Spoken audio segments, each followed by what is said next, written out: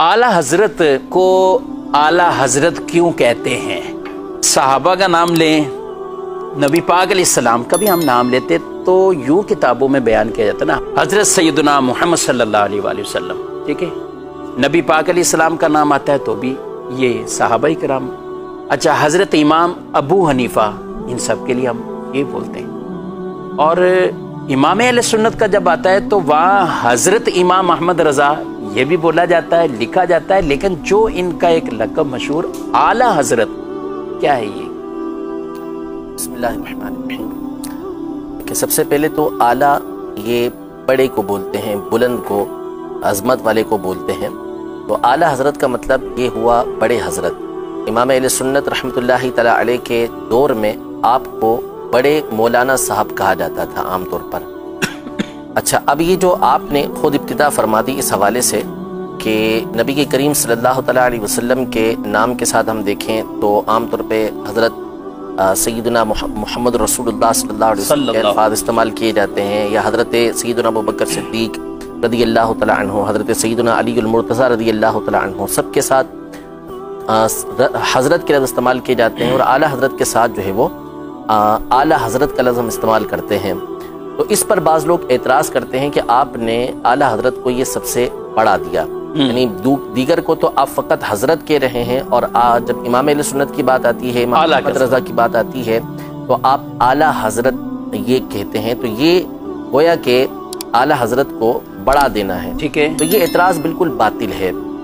असल ये है कि अव्वल तो मैं आपको इसके कुछ इल्ज़ामी जवाबात अर्ज़ कर दूँ कि ऐसे अल्फाज जो होते हैं वो उमूमी तौर पे लक़ब के तौर पे इस्तेमाल होते हैं, ठीक है। और जब लक़ब इस्तेमाल होता है तो उसमें उसके ये नहीं होता कि इस्तिग़राक़ी, यानी उसके तमाम के तमाम अफराद यहाँ पर मुराद हों, बल्कि एक मख़सूस तबका वहाँ पर मुराद होता है। इसकी मिसाल लीजिए, मिसाल के तौर पर हज़रत सैयदना हसन मुज्तबा रदी अल्लाह तआला अन्हु, जो नबी के करीम सल्लल्लाहु तआला अलैहि वसल्लम के नवासे हैं और जन्नती नौजवानों के सरदार हैं, लेकिन जब हम उनका नाम लेते हैं तो हम कहते हैं सैयदना इमाम हसन मुज्तबा, ठीक है।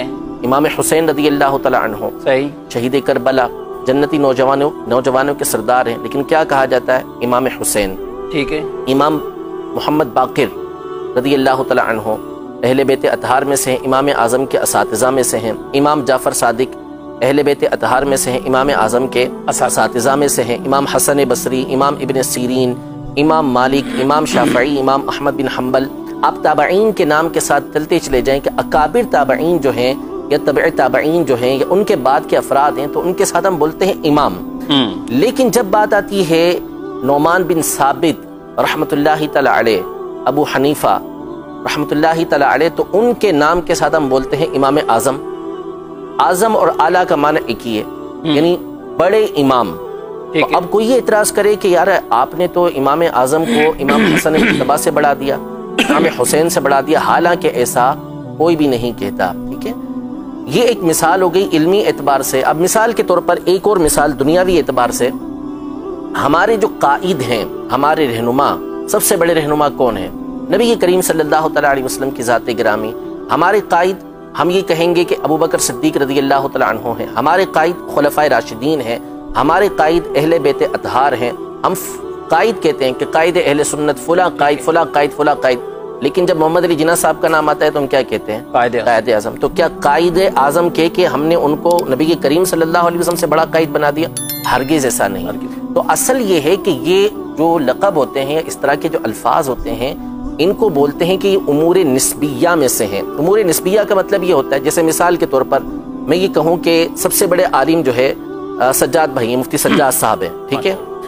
तो अब कोई ये कहेगा कि क्या मुफ्ती सज्जाद साहब, जिनको मैंने सबसे बड़ा आलिम कहा, तो ये क्या मुफ्ती कासिम साहब से बड़े आलिम हैं? जाहिर सी बात है कि हम में से कोई भी नहीं कहेगा कि मुफ्ती कासिम साहब से बड़े आलिम हैं।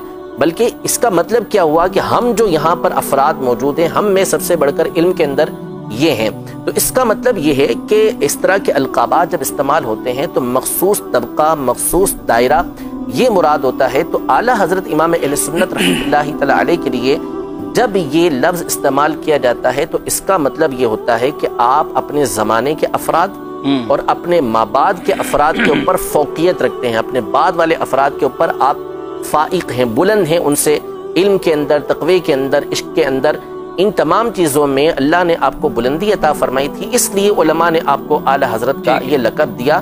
نعوذ باللہ اس کا مطلب یہ نہیں ہوتا کہ پچھلے جو بڑے بڑے اکابر گزرے ہیں ان کے اوپر اعلیٰ حضرت رحمۃ اللہ تعالی علیہ کو فوقیت دی جا رہی ہے۔ قرآن مجید فرقان حمید میں اللہ تبارک و تعالی ارشاد فرماتا ہے، یرفع اللہ الذین آمنوا منکم والذین اوتوا العلم درجات، کہ اللہ تبارک و تعالی تم میں سے ان لوگوں کے درجات کو بلند کرتا ہے جو ایمان والے ہیں، بالخصوص ان کے درجات کو بلند کرتا ہے کہ جو علم والے ہیں۔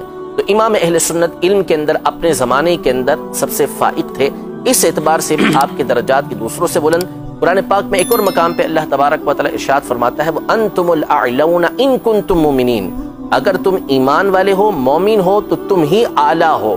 تو اعلیٰ حضرت رحمۃ اللہ تعالی علیہ کامل ایمان والے تھے کہ آپ جب پیدا ہوئے اس کی جو تاریخ بنتی ہے وہ بنتی ہی یہی ہے کہ اللہ تبارک و تعالی نے ان کے دلوں کے اندر ایمان کو مضبوط کر ڈالا ہے۔ تو امام اہل سنت کامل مومن تھے، اس اعتبار سے بھی آپ کو اعلیٰ کہا جاتا ہے۔